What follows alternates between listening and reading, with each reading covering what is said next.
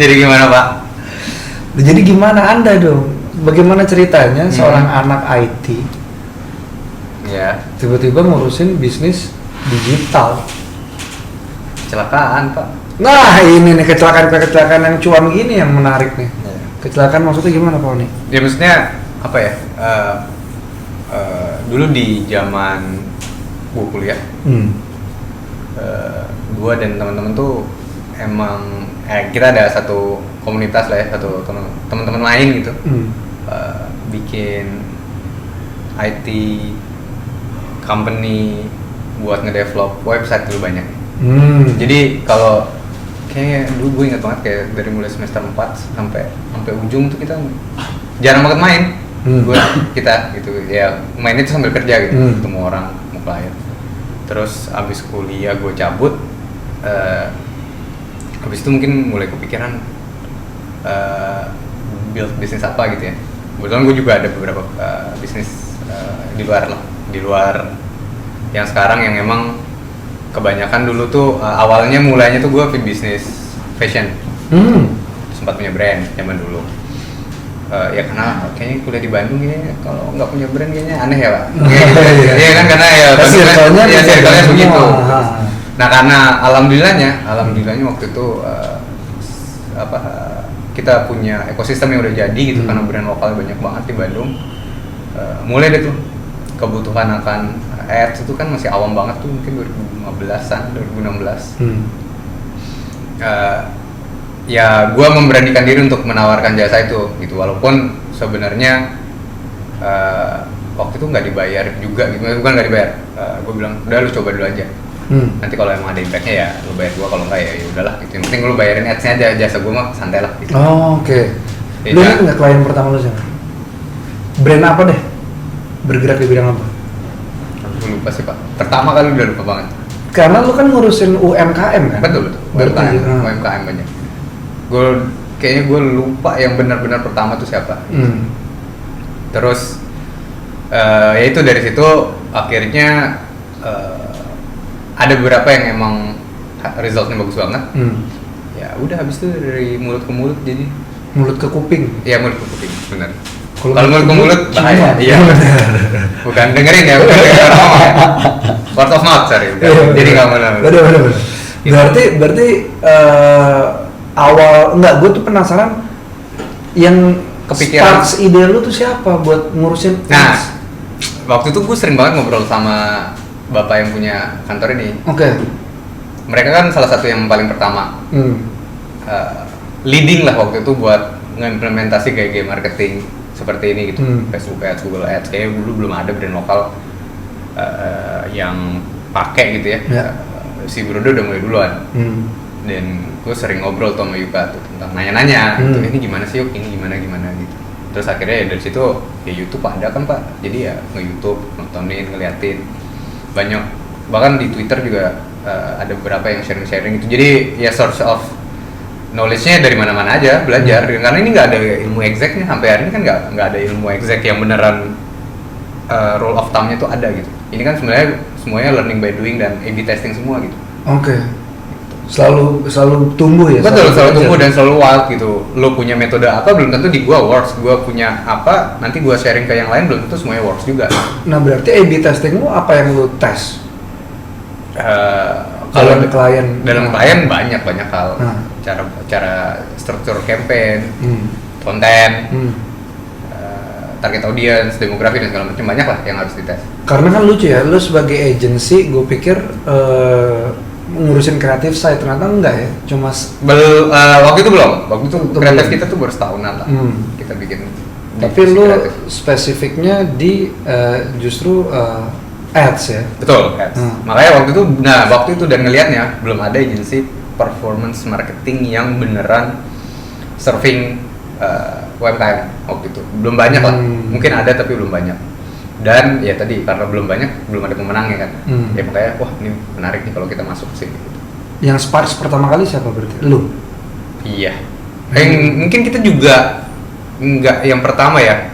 Kita sempat ya mungkin bisa dibilang ketinggalan juga sama beberapa kompetitor gitu. Cuma ya itu tadi mungkin kita terus belajar lah untuk mencapai hari ini juga, dan hari ini juga masih belajar sih. Kalau bisa dicoba dulu ini, boleh dicoba dulu ini si inisiatornya lu tapi? Ya. Isinya anak IT semua tuh? Gua juga banyak, sekarang kita kayak foundernya? Gua dan Bapak Yuka. Oh gitu. Oke. Cuma yang sehari-hari ngurusin gua lah. Oke, sebagai komandannya. Iya. Total karyawan berapa Pak? Lumayan Pak.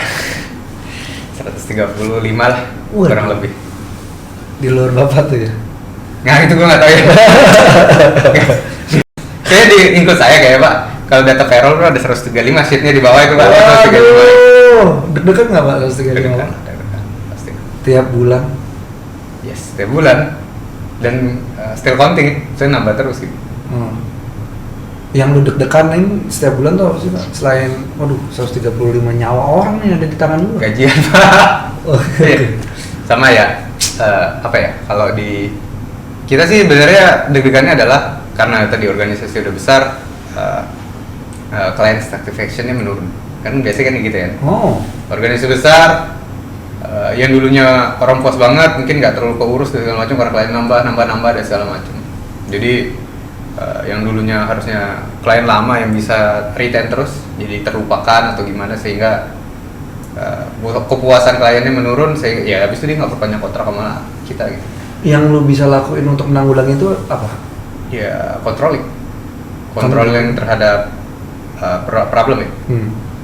Dan apa ya, gue tuh agak terobsesi sama problem sebenarnya. Oh serius tuh? Jadi gue tuh ada di semua grup klien. Lu ada di semua grup klien? Yes. Tunggu, ada 130. Gue mungkin di HP gue mungkin ada 500-600 grup lah. Dan mungkin aktif di aktif. Gue tuh nggak tahu, gue ya mungkin nggak aktif semua satu-satu ya. Tapi setiap gue scroll dan menemukan sesuatu, gue pasti nge-forward ke tim customer relations management kita, jadi biar kita tahu di follow up dan udah tahu kan nanti yang akan nge-follow up siapa kalau ada problem dan segala macam. Dan kecepatan itu adalah kunci kalau di kita, bikinnya nge-solve problemnya biar cepat gitu. Ya karena kalian juga di dunia data sih ya. Iya. Kecepatan adalah kunci. Itu sama kita tuh, kalau gue selalu bilang tuh, kita tuh harus operation excellence, nggak boleh ada celah. Wow. Itu yang paling susah ya hari ini ya. Ibaratnya mungkin paling gampang tuh gini. Ads-nya perform 3 bulan, 4 bulan, tapi ada 1 minggu, 2 minggu yang nggak perform, yang dibahas 1-2 minggu ini ya, 3 bulan, 4 bulan nggak pernah dibahas Pak. Ya karena itu udah kerjaan lu. Okay. Iya kan? Tapi begitu ini ada problem, nah itu sebenarnya di saat itulah kita harus, bagaimana caranya kita harus nge-adjusting juga gitu. Pernah nggak ketemu satu masalah yang lu nggak ketemu solusinya Pak? Kalau lu kan soalnya terobsesi sama masalah, berarti kan lu udah ketemu berbagai macam hal untuk lu taklukkan. Ada nggak yang ada ya? Kenapa ya? Kalau seputaran operations dan segala macam ya mungkin masih ketemu ya. Karena ya gitu-gitu aja, cuma tinggal gimana solvingnya aja. Ya itu yang pusingnya itu sebenarnya nge-solve-nya, bukan yang pusingnya itu bukan nggak ada jawabannya, bukan karena nggak ada jawabannya, tapi bagaimana cara mengerjakan ini secara tepat, cepat, dan abis itu akurasi tinggi dan kliennya kita nggak melakukan kesalahan ini gitu. Jadi misalnya ini kan karena timnya banyak Pak, kayak lu salah, gimana caranya kesalahan lu tidak dilakukan lagi oleh teman-teman yang lain. Itu yang lebih susah Pak. Jadi justru manajerialnya. Nah, sharing sessions dan segala macam anak-anak ini harus benar-benar kuat banget nih, secara internal ya.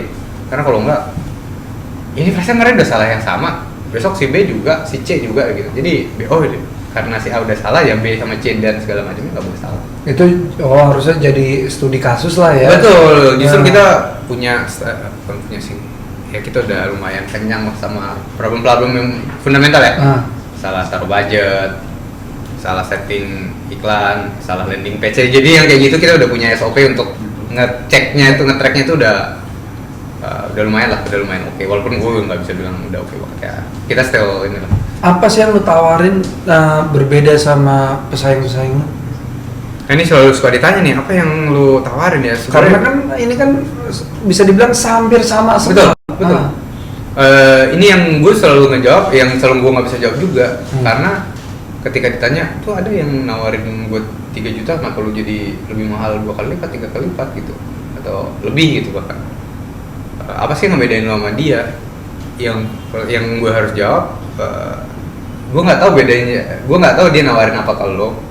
Tapi yang gue pastikan adalah semua yang kita tawarin ya kita walk the talk aja gitu. Semua yang kita tawarin ya kita emang kerjain gitu. Dan emang kita udah punya SLA, kita punya kita punya tim yang emang nanti akan bantu lu dan segala macam, itu emang udah lumayan mature lah kita bilang. Operations kita udah lumayan mature. Dari performance juga kita tahu, walaupun nggak sekali lagi tadi karena nggak ada rule of thumb-nya yang benar salahnya 100%. Kita paling nggak kita punya banyak case study yang sehingga kita tahu, oh kalau case kayak gini jawabannya seperti apa sih. Jadi gitu sih, kita lebih ke kita optimasi ya, kita bisa optimasi, dan kita ngerasa, kalau gue pribadi ngerasa tim gue salah satu yang paling oke deh buat ngoptimasi. Even salesnya nggak naik tapi paling nggak spending budgetnya kita pastikan nggak sia-sia, efektif dan efisien. Dan ini yang kalau spendingnya udah gede dan structure campaign-nya udah ribet, hal ini yang paling kita pentingin gitu. Kalau di agensi dulu misalnya dia punya historical sama agensi sebelah, spendingnya 100 juta misalnya, revenue-nya sekian gitu ya. Kita pastikan di kita akan, kalaupun revenue-nya nggak naik tapi spending-nya paling nggak turun. Gimana caranya bikin spending turun? Ya tadi structure campaign dan segala macamnya kan. Kita punya pengalaman, apalagi tim senior kita kan udah manage budget lumayan banyak tuh, jadi mereka udah paham lah campaign-campaign yang efisien dan terstruktur dengan baik itu seperti apa, sehingga menghasilkan amount yang minimal sama lah. Nah berarti yang lo kasih ke klien selain emang ads placement adalah optimasi jelas, analisa pasti. Terus recommendation apa? Konten. Sampai rekomendasi. Ya kita kasih suka kadang-kadang kasih recommendation konten yang lagi bagus dan segala macam secara performance ya. Jadi di grup tuh lu suka coba ini. Biasanya dari tim nanti tiap mereka weekly meeting atau monthly meeting mereka insert deck-nya juga gitu untuk rekomendasi dari kita gitu. Gua mendengar ada 500 klien di tangan lu. Itu yang mungkin kalau total mungkin udah 700 plus, tapi kalau aktif mungkin sekitar 200. 700 klien di tangan lu itu berarti kan 700 ini nggak cocok, belum tentu cocok semua ya. Okay. Pasti ada juga yang nggak cocok. Tadi bisnis agency itu menurut gue bisnis cocok-cocokan, bisnis kenyamanan gitu. Tapi selain itu juga bisnis kepercayaan. Iya betul, makanya. Apa yang membuat lu bisa dipercaya sama orang-orang ini selain walk the talk? Karena walk the talk kan result, Pak. Bener nggak? Iya betul. Talknya duluan, walknya kan belakangan sampai iya benar. Tapi kan di depannya apa Pak yang bikin lu dipercaya sama orang, Pak? Itu kayaknya lu harus nanya dari sisi client side-nya ya. Tapi gini, ya reputasi itu penting lah. Kita building reputasi kan lumayan lama dan lumayan oke lah ya, gitu ya. Dan itu mungkin mulai dari situ sih. Dan makanya tadi yang paling susah kan B2B itu adalah nge-closing ya Pak. Nah biasanya kalau lu datang dari cold leads gitu ya, atau bisa cuma lihat sosial media kita dan segala macam, pertanyaan ya tadi trust issue itu jadi nomor satu. Pertanyaan banyak, ini gimana ya. Tapi kalau lu datang dari rekomendasinya Rama misalnya, itu dulu jadi hot lead saja karena Rama udah pakai jasa gue dan berhasil, terus cerita. Kalau lu tuh udah langsung yaudah sip, nggak lama gitu. Dan itu yang mungkin 4 tahun kita nggak jalanin marketing apa-apa, jalannya dari tadi word of mouth aja, beneran literally nggak. 3 tahun pertama kayak kita nggak punya website Pak, website-nya cuma domain doang buat email. Sama pitch deck, udah. Ya karena emang itu tadi lagi nge-closing B2B ini kan paling susah ya. Jadi kita tuh beneran datang leads-nya tuh dari word of mouth, dari channel, dari networking. Enggak dari gua kan biasa nge-ads klien yang retail gitu. Terus gua nge-ads dapat leads yang bagus banget gitu secara quality enggak juga gitu. Ya tetap quality yang paling bagus ya dari word of mouth. Masa tersulit lo apa berarti dalam membangun trust itu? Pas mulai lah pasti. Pas mulai. Servisnya tadi lu sempat cerita kayak yaudah lu bayar jasa gue ntar aja. Iya, ya. Lu lihat dulu aja hasilnya. Makanya namanya boleh dicoba. Dari situ ya. Udah ngitung feng shui hurufnya belum? Enggak belum. Kayaknya bagus tuh. Lu tuh percaya sama gitu-gitu nggak? Enggak. Yang lu percaya bener-bener data ya? Iya. Soalnya inilah. Kalau nggak 01 kan? Kalau pernah nggak lu melihat ada keajaiban yang terjadi di gue nggak tahu itu akibat algoritma atau apa, tapi yang jelas lah kok melenceng menjadi bagus atau lah kok melenceng jadi jelek? Oh iya sering. Oke. Sering banget. Apa yang bisa lu rigidkan? Kadang-kadang itu ada X faktor yang lu nggak bisa lu nggak bisa nilai juga gitu. Dan itu banyak. Kayak contohnya tiba-tiba si brand itu lagi nge-endorse selebgram dan itu tiba-tiba masuk banget marketnya, tiba-tiba langsung performance kan langsung push banget. Atau tiba-tiba yang paling gampang deh sebenarnya produk market fit. Kalau kita balik ke fundamental kan semuanya adalah produk market fit ya namanya. Tiba-tiba nge-launching barang baru yang produk market fitnya gila-gilaan nih. Ya akhirnya grafiknya luar biasa. Tapi ada juga yang tiba-tiba ya tadi karena mungkin gini, kalau kita ngomongin market kita tuh, market Indonesia tuh terlalu di-drive oleh tren sebenarnya. Dan itu menurut gue ya nggak terlalu baik juga sebenarnya. Tapi kan ya emang itu yang kejadian apalagi di mass market. Nah masalahnya ada beberapa juga klien yang perlahan-lahan tuh udah kelihatan turun. Pas cari root cause-nya gue bukan dari ads-nya, bukan dari apa, tapi karena produk market fit-nya yang udah nggak fit lagi karena trennya berubah. Jadi sebenarnya semuanya bisa dijawab sama data kok Pak. Sebenarnya ini tuh kenapa gitu? Kenapanya tuh bisa terjawab kok sebenarnya kenapa, baik itu secara bagus atau secara kurang bagusnya. Berarti lu bisa ngeringsek ke bisnis consulting juga dong? Karena lu ngasih lihat data nih Pak, Bapak udah nggak fit lagi sama tren nih, Bapak mesti ngapain? Nah terkadang banyak yang nggak terima juga ketika lu bilang kayak gitu. Dulu saya berhasil jualan segitu banyak, kenapa sekarang nggak ya gitu? Tapi ya kan lo udah dikasih data? Iya. Even banyak yang awalnya datang juga udah bilang dulu saya bisa jualan segini nih gitu. Terus sekarang pas pindah ke online jadi sepi, tapi saya yakin bisa. Tapi pas jalan nggak kelihatan juga, dia masih nggak percaya aja. Ya mungkin tadi apakah market yang lo tuju itu sesuai nggak sama yang dulu pembeli lo dan segala macam, itu kita nggak bisa menemukan korelasinya juga gitu. Yang lo lakuin sama orang kayak gitu gimana? Dulu mereka ya udah dijelasin ya udah, kalau gitu ya biasanya take it or leave it. Biasanya ya mereka juga berpikiran sama kayaknya kita nggak works nih sama lu, ya udah ya nggak apa-apa, tapi kita udah menyampaikan apa yang kita apa yang kita lihat ya gitu. Lu pernah sakit hati sama klien nggak? Alhamdulillah nggak sih. Klien sakit hati sama lu? Mungkin sering.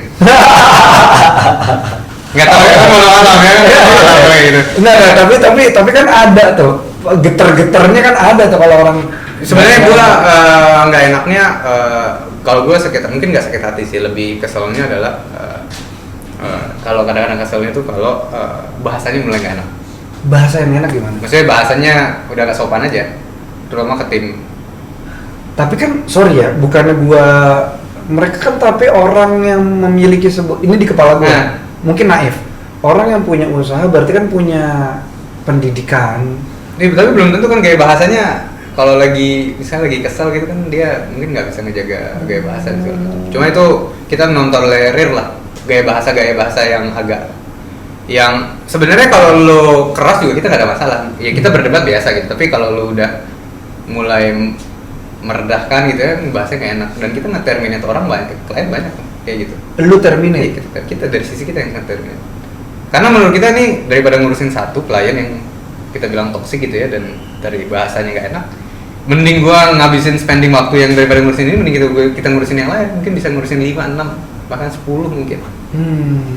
Ya udah sama-sama kan lu nggak cocok nih, ya udah ya gitu. Itu tadi gua bilang balik ke cocok-cocokan aja ini. Tapi kan suka ada yang enggak maunya sama lu tapi toksik. Gimana tuh? Lu mahalin? Enggak kalau mau ya udah, ya udahlah gitu. Lu mahalinnya di awal deal atau? Ya nanti biasanya kalau di kontrak kedua atau gimana ya kita just. Tapi biasanya sih yang kayak gitu udah pasti cabut. Pasti cabut.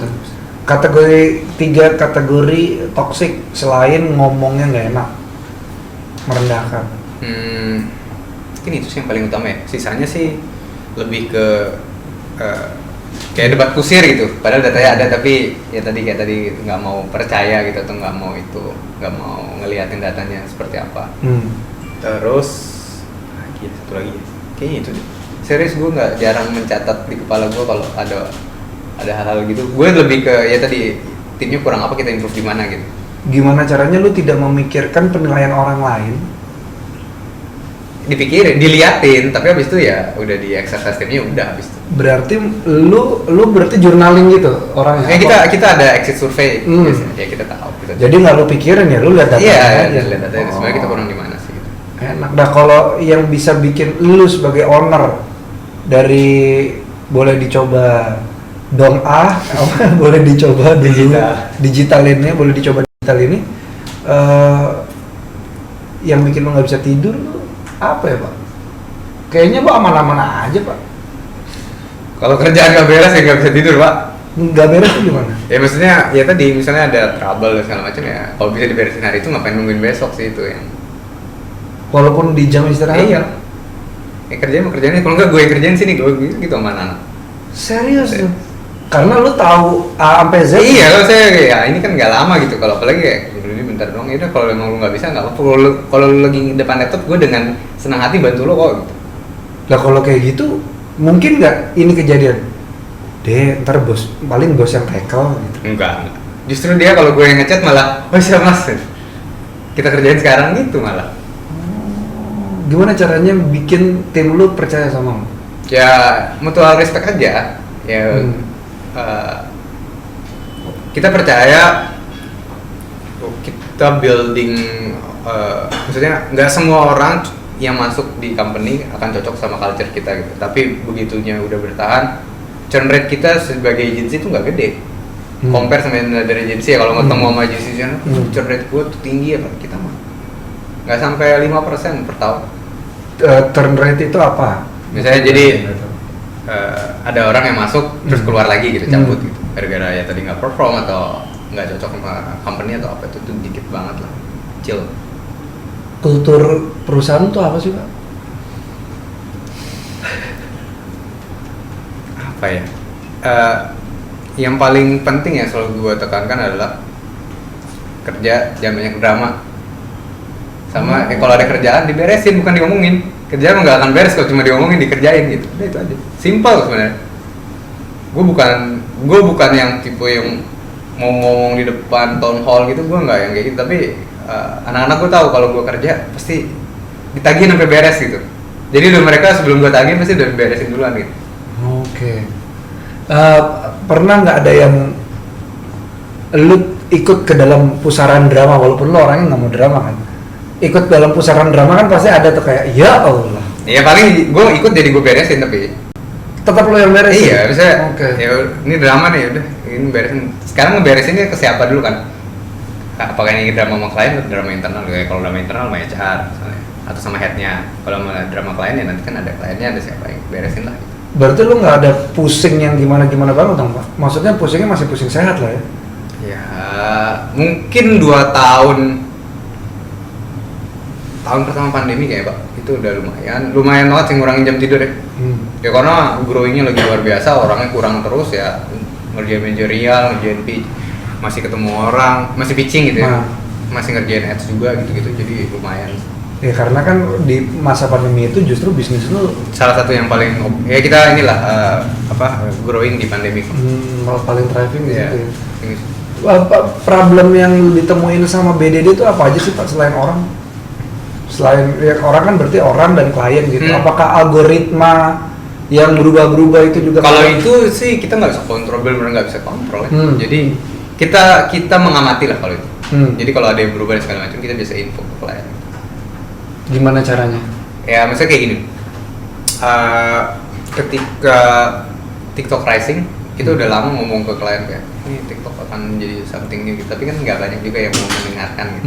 Ya sekarang kan kejadian tuh ya akhirnya baru banyak yang nyemplung gitu. kayak gitu aja. Tapi kita udah ngeliatin lama nih TikTok kayaknya udah makin sini makin annoying gitu. Annoying dalam arti ngegangguin Instagramnya lumayan dari user dan segala macam. Tapi satu hal ya, waktu gue lihat TikTok pertama kali, memang kita waktu itu nyoba secara ads tuh memang mereka belum bagus waktu itu sebelum punya TikTok Shop ya. Ya terus klien kan nanya, emang TikTok gimana? Ya secara ads kita jawab, ads masih belum bagus, kita punya case tadi beberapa gak bagus lah. Mungkin dari 10 cuma 1 gue yang bagus, saya emang enggak. Tapi secara sosial media ya lu build aja, mungkin ini akan jadi something new, tiba-tiba keluar TikTok Shop dan segala macam kan jadi booming banget. Rasanya nggak didengar terus bener apa?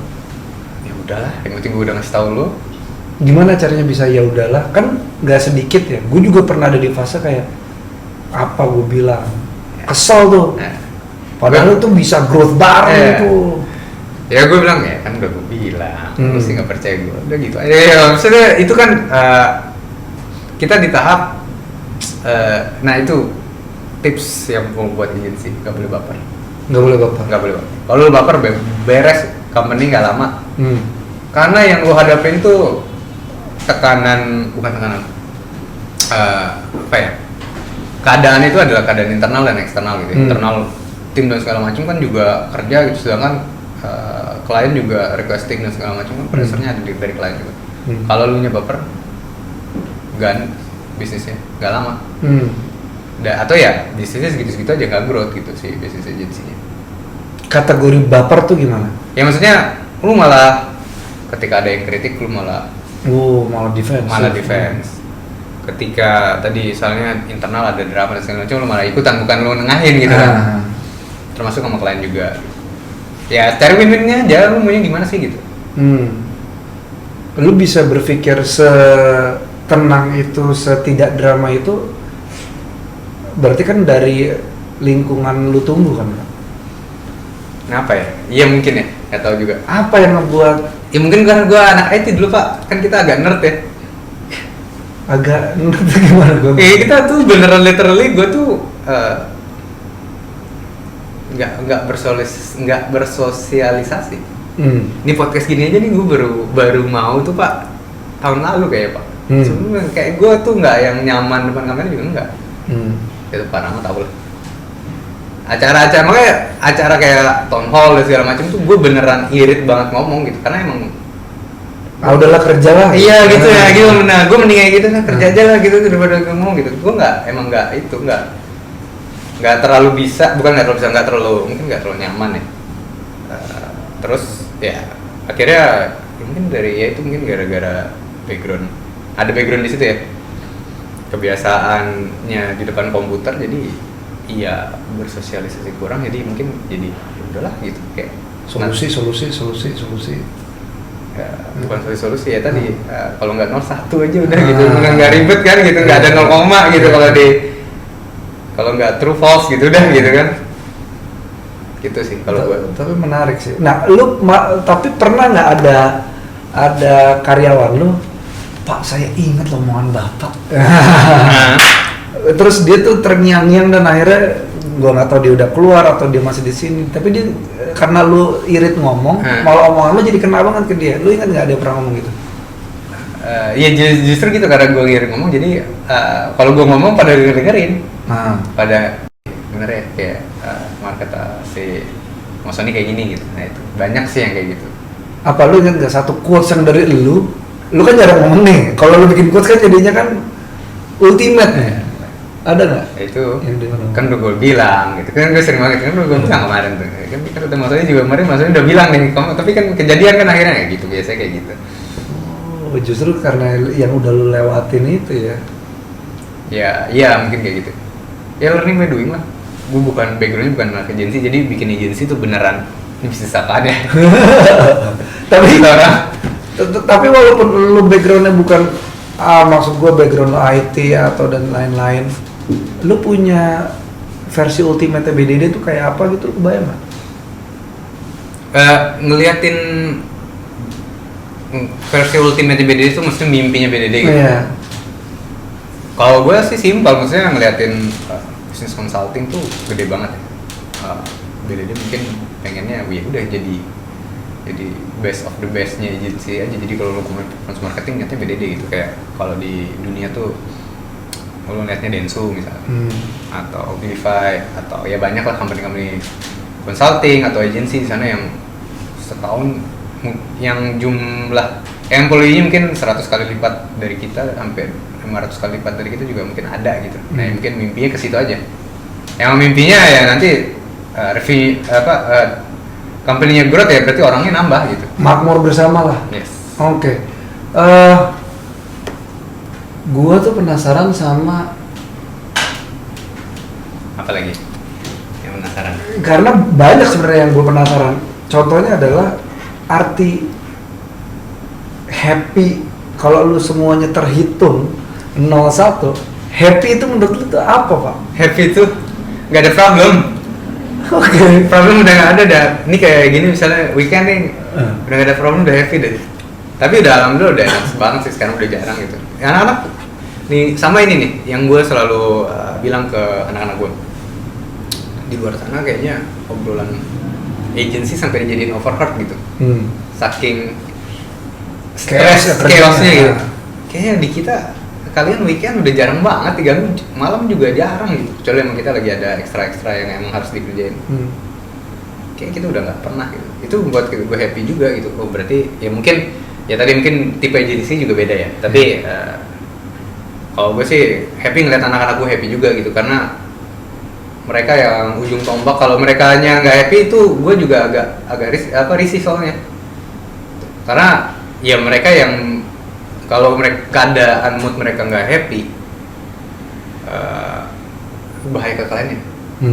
Karena lu aja nggak happy di internal atau nggak happy di dalam company, gimana relationship sama klien gitu. Begitu pula sebaliknya, kalau lu nggak happy sama kliennya nanti bisa kebawa ke internal juga gitu. Jadi ya tadi gue menyeimbangkan itulah. Bagaimana cara lu menyeimbangkan itu, Pak? Ya tadi ngeberesin kalau ada problemnya, jadi supaya biar selesai aja udah. Tapi akhirnya pas maksudnya mau hilirnya tuh begitu semua ya. Pokoknya kalau ada yang nggak bisa diselesaikan sama orang, ya lu yang nyelesain. Mau lu tanggung jawab di situnya.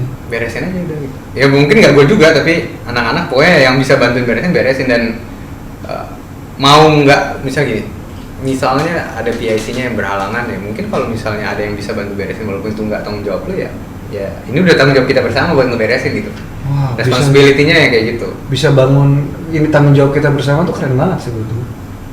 Ya itu ya mungkin itu salah satu inilah enaknya kita ya. Kita bisa gue bisa minta tolong ke siapa aja buat ngeberesin itu masalah, even bukan divisinya dia atau kerjaannya dia gitu. Jadi lebih kalau gitu, karena lu juga masih terjun langsung, enakan jadi owner apa enakan jadi karyawan, Pak? Tergantung posisinya. Dari sisi sudut pandang mana dulu? Sudut pandang mana aja yang bisa lu tawarin? Gue nggak tahu ya. Gue jadi employee cuma waktu itu mungkin 6 bulan. Nggak enaknya lu keikat waktu mungkin ya. Karena kan lu harus tanggung jawab sama company gitu. Ya lu bisa punya side hustle tapi nggak boleh juga dong nyolong waktu. Nyolong waktu kerjain kerjaan lain di dalam waktu kerjaan lo gitu. Tapi ya nggak perlu mikirin perintilan yang bukan kerjaan lo juga gitu. Kalau enaknya itu mungkin. Kalau jadi owner sih kayaknya banyakan nggak enaknya. Kalau jadi entrepreneur kayaknya, kalau enak semua kayaknya entrepreneur kita udah di atas 5%, Pak. Kan entrepreneur kita cuma 2% ya sekarang, bahkan kurang. 2%? Nggak tahu, gue lupa datanya, kayaknya di bawah 2% lah. Wow. Berarti karena nggak sanggup mental kali, nggak tahu juga. Nggak sanggup mental? Menurut gue, bukan nggak sanggup mental. Mungkin nggak banyak yang bisa punya durability yang panjang untuk menghadapi ini semua. Ya, teman-teman TMV lebih paham tentang operation sebegitu kompleksnya gitu. Ya kalau laku barangnya atau kalau laku jasanya, kalau nggak gimana? Ya itu durability itu kan nggak semua kita punya, dan tadi mindsetnya kan ya jadi mungkin nama dan mindsetnya adalah lu jadi profesional juga keren juga kok gitu, nggak mesti lu harus jadi entrepreneur juga untuk lu jadi keren gitu. Kan sekarang anak-anak kita sekarang semuanya pengen jadi entrepreneur gitu, tapi mungkin tadi mindsetnya harus dibenerin juga.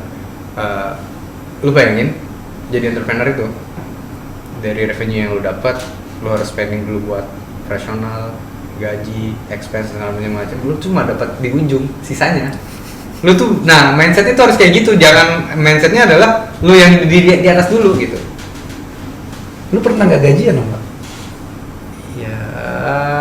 Ya hampir pernah ambil dikit lah, biar yang lain gajian dulu gitu. Tapi alhamdulillah ya lancar. Sekarang tajir dong? Enggak juga, gini aja pak. Gini aja udah. Ada aja. Ada aja, alhamdulillah secukupnya.